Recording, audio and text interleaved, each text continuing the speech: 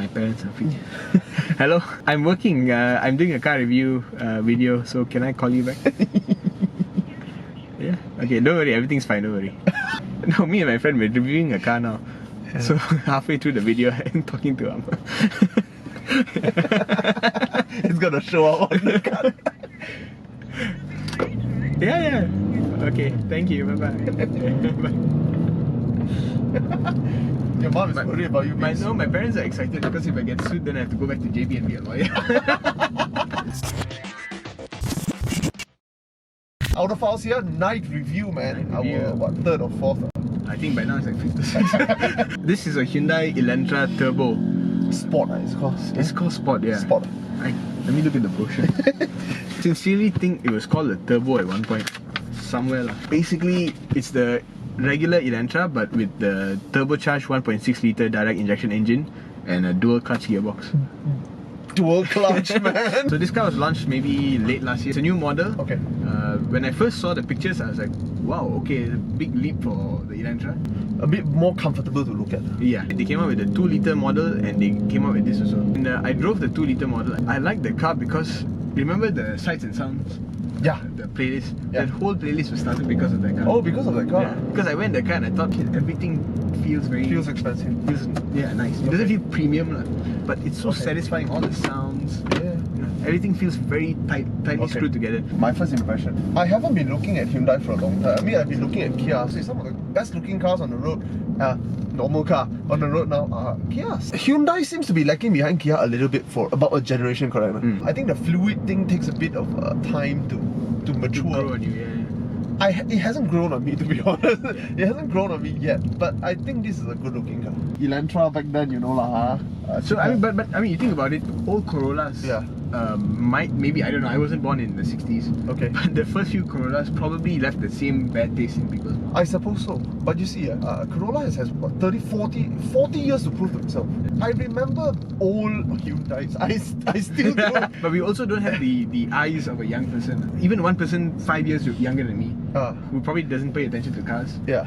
This is his Elantra. My first impression, and to be honest, I'm impressed. Right? Basically, the nameplate and the brand gives us a wrong feeling. That's because of my age, I think. Yeah. Because I saw Korean cars coming out. They weren't the greatest things. That is just the only thing nagging on my mind right now. I mean, the first impression, I'm blown away, except for the choice of colour. It's a little bit tacky. Yeah, the interior, the red leather, it is like a person with only a template of 8 colours to choose from. The red that is supposed to work for blood, sunsets, anything, but you only have one red. Well, anyway, I don't want to be too what? Critical. Critical. Yeah. On the whole, it's a good. On the whole, it's really convincing. Other than the choice of the leather colour, but it's a really convincing package. I am really impressed. So performance, 1.6 litre direct injection, 4-cylinder engine, 180 horses. Is it? Actually, no research. Let me. So impromptu. 203 PS, which is about 200 plus. 200 horses. Holy. No wonder so fast. Very fast. So fast. And I'm gonna guess that you're gonna guess 250 Newton meters of power. I think a bit higher. Yeah, 260 something. Yeah. 260. Oh, I was about to guess 280, but it's a bit. 265. Well, the most important thing to highlight here is the twin clutch. Yes, dual clutch 7-speed by Hyundai. I like the handling. I like the comfort level. It's not too bad for what it's tuned for. The torque is amazing. It's very available at the low end. Even though this is an aggressively tuned car, you can go up a hill 2000 RPM and you know the car is, the engine is not strong. Even trying. I like these things. I like the engine is very impressive to me. Performance wise, I think we have to break this car into a few things. I mean, from a point of view of a purchaser, I think first of all, this might be a daily car. Yeah. Because it's not sporty enough to be treated like a sports car. It's not 2-door or whatever. So it's a daily car. Now, as a daily car, to be honest, I am quite impressed. It handles quite well. But at no expense of the comfort, space, ergonomics. The fact that I was not alarmed or I was at ease means that it is really competitive and very impressive in its performance. So in terms of everyday car, I think it's good. The second part, I think we need to talk about the sportiness. which is power delivery, right? Yeah. Like you said, I agree with you. Power delivery, I think there is a weakest link here. The transmission. Is the transmission. I don't want to bash it because I think they tried. I am impressed, and the shifting speed, it is that of a twin clutch. But the intelligence of the change, I think that was an issue. The tuning itself. Yeah. Changes at the wrong time, and a lot of automatic are doing as fast, almost as fast. And almost as efficient. And much smoother.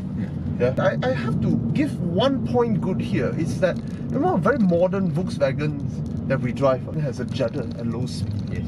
Do you feel it here? Okay, I did a test on this. Yeah. They actually did this better than a Volkswagen.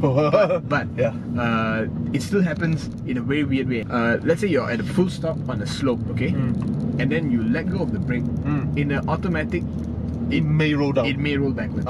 In this car, the computer is just saying, don't let it roll back, don't let it roll back. In fact, push forward. Okay. So when you're at that steep incline, I expect the car to roll back, or at least stay there. Or stay there. This car insists on pushing forward. There's no accelerator input. My feet are off the pedals. It goes forward, it lurches forward, and that's when you feel the judder. Maybe they just thought, you know what, we'd rather it go forward than go backward. So just push it. Here's a demonstration. We're going to go uphill now from a stop. Okay, so now we're in gear 1. No pressure on the accelerator. So now that we're getting to a steep enough incline, I can feel the entire car juddering. In a normal automatic, by this point, I think the car would have stopped going forward. But here, you know, it just wants to keep moving. Well, that is thumbs up, actually. Yeah. At least, you know, it doesn't judder. The only time when I know it's a twin clutch is when I'm very aggressive with it, and then the speed of change is just so instantaneous, and there's a bit of a kick. It's good and bad. Good. They tried their best, and they did pretty okay. The bad here is that the tuning is just not intelligent enough. Sometimes it changes at the wrong time, a little bit too early, but sometimes it drags way too far. But other than that, I am quite satisfied with the gearbox. Engine, power-wise, I'm not complaining. It is really powerful. I mean, this is more powerful than, say, 80% of cars out there. I think in this segment, right, this is the most powerful thing you can buy. Contextually speaking, this car, performance-wise, it performs like a car almost double its price. Definitely. I don't know what's the price. We'll guess the price afterwards. But it feels, the kind of performance is definitely a 200,000 ringgit performance. Of course, there are other things in a 200,000 ringgit cars that it's not quite there yet, but it's almost there. Very, very good attempt. Between the both of us, it's a 3.7 or 3.8 lah. It's a very good score. You translate that, that's 70-80%. Design. Exterior, a very handsome car. And I love the LED, the graphic in the back. I think that looks really nice. It looks premium. The hexagonal grille. That's, I think, a bit Ford. A bit Audi. That's very 2012. Oh, but overall shape is good, isn't it? Overall shape, the notchback, really dramatic, really nice. This is a little bit of a pretty face. Good attempt, good features, but a little bit forgettable, I feel. Dressed to blend in. For some people that may be a good thing. Exactly. Some people look for that in a car.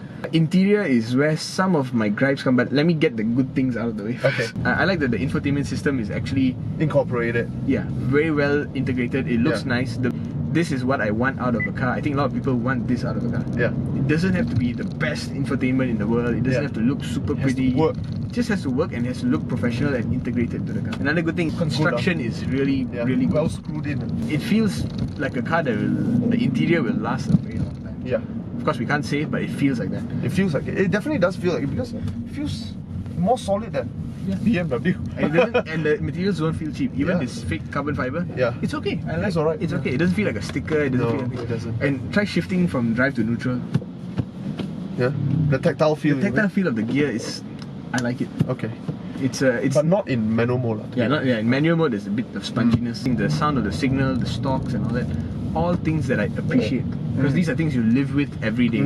You will feel something like this kind of tactile feel in a car that is well, at least twice as expensive. True. And the leather on the side, this, I think it's a Napa leather, the black one. Feels like it, but I don't know whether it is. It feels nice. Feels like it, And the blacked out roof liner, it's all nice touches, which I appreciate. But now on to the things that we didn't really like. Yep. It's the color of the seat. It Yeah, feels... man. A colorblind person made a decision. Red lah, what else you want? In today's cars, you're charging over 100,000, you cannot do things like this. To me, this red is too cartoonish, too crayonish. It is. It's literally red, full stop. Yeah. If there was an option to just black out everything, Yeah. red stitches I can live with. Yeah. But completely black out everything, that'd be, to me, a much better look. To be honest, this is my take on the interior. No frills. No frills. On this, what I can see in front of me.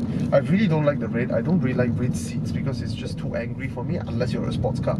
Even a sports car, you get tired after a while. But here is no frills, and I really appreciate it because that allows me to be at ease. It really tells me they're not really trying too hard, and I think I appreciate that 3 out of 5. So we like the construction, we like the overall look. Yeah. Just like some of the details. Value. Value. Yeah, value.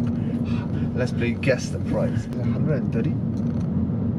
It's actually 125. Wow, so close. Close. To me, it's good. 125. You're getting so many features. Yeah. You're getting, safety Very features competent all car. there. Yeah. The power is there. Yeah. Convenience features. There's things like a smart trunk where you stand behind it and it opens up. Yeah.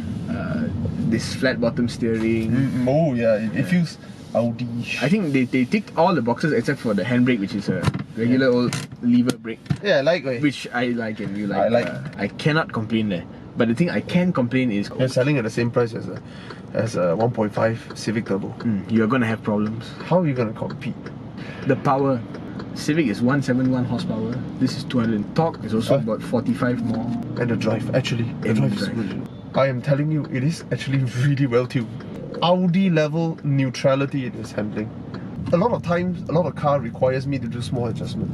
But this one was just sharp, correct angle. Of course, I wasn't doing crazy speed. I was fast, but I wasn't crazy. I am genuinely very impressed with its handling. You actually have to test drive one of these. Yes, you have to test drive it. So value-wise, I don't know how to say this. It's difficult.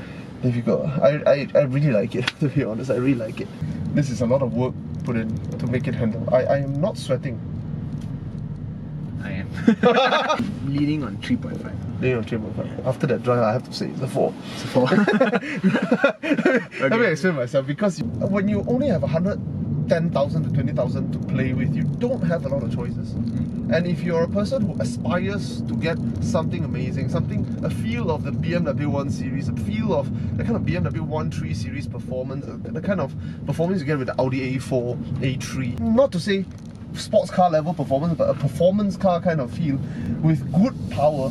This is the closest thing you can get. This is a car in a different league. That's why I realized I cannot give it a 3.5 because I'm not comparing this car to a Civic. Right. This is a car in a league of its own. 125,000 sports sedan from Hyundai, unheard of. I am very impressed with this car. I give it a 4 out of 5. Yeah. Autophiles signing out. Signing out. you were thinking I would hate it, right? Yeah. I can foresee somebody taking this and go and chase the Audi A5. I'm not saying you will win, but you will give the guy a bit of headache. He will be like, what? Did I pay 350,000? How much did I get? His hexagon grill is bigger than mine. Yeah, man.